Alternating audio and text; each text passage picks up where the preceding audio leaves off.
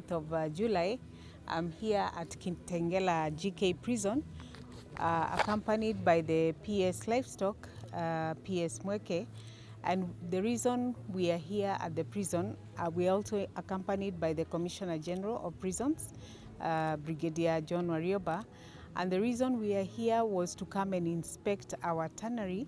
As you're well aware, in this government, the Kenya Kwanza government, under the bottom-up economic transformation agenda, the leather value chain is one of the key presidential priorities, and the president has been looking to revive the entire tannery industry or leather industry for purposes of job creation, for purposes of increasing manufacture and export and local consumption of leather products. And here in the prison, we have a tannery, and the reason we came is so that we can look in at the tannery and explore ways of reviving it. And we have toured the entire tannery. We have seen the machineries that are there, the work that needs to be done. We were also accompanied by members of private sector who are in the leather manufacturing or space, and we wanted to see what can we do. So we had extensive discussions to see how the two state departments under the whole of government approach can collaborate and help one another so that we can revive this industry. And it is essential because under the bottom-up economic transformation agenda, one of the main things is vocational training. And we think that if we can revive the industry, the leather industry in prison, we can scale up the training of our inmates as well as our staff in leather production, and also plug into income, revenue generation for us, because we already have the infrastructure. It is just finding a way of leveraging so that we can make it a profitable venture, increase our revenue collection, increase our A&A, as well as increase the amount of training that we do for our inmates. Currently, only two prisons, which is Kitengela prison and Kamiti prison, have a tanning section, a leather production section. And so we will only focus on those two. Do we have a budget? Not yet, but we will see how we can leverage by creating a business plan, and we approach Treasury, or we see how, with the help of the State Department of Livestock, we can see whether we can we can go into a private partnership program so that we can revive it. Do you have timelines that we should be looking at? Yes, we have timelines. It's something we are working on, and we hope in the very near future we should be able to start up something.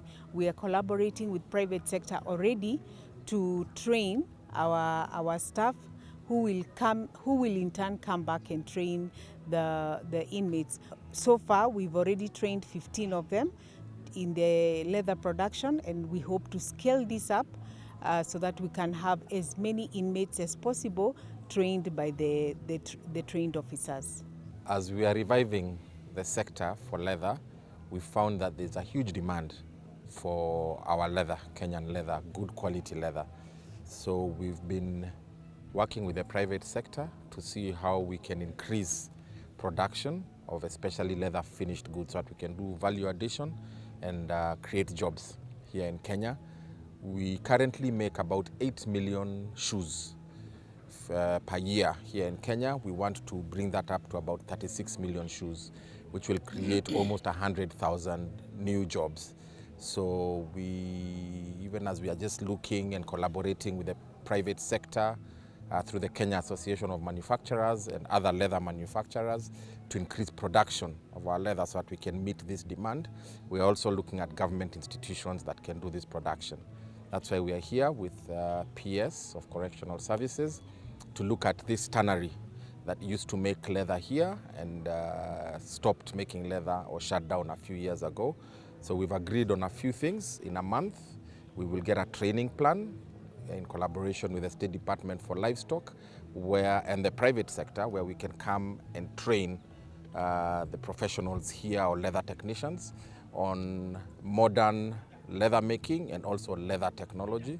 And within a month, we should have that plan together. We've also agreed on doing an audit of all the machines that are here so that we can come up with a plan of how much it would cost and how long it would take to operationalize this factory to begin now producing finished leather goods like shoes, belts, wallets, bags, apparels, and things like that. Then the third thing we've agreed is to do a business plan so that we make sure that once the tannery is back up and running, it's sustainable, it can pay for itself.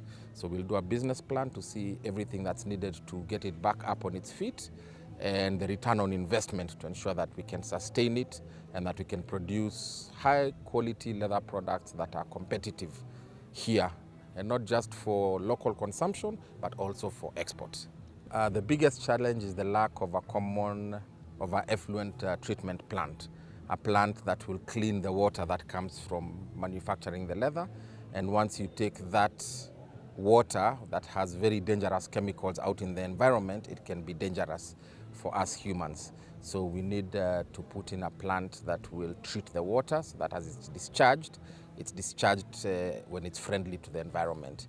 And then also there's quite some aged machines here that would need to be revived, or we'll see what we can do to bring in new machines.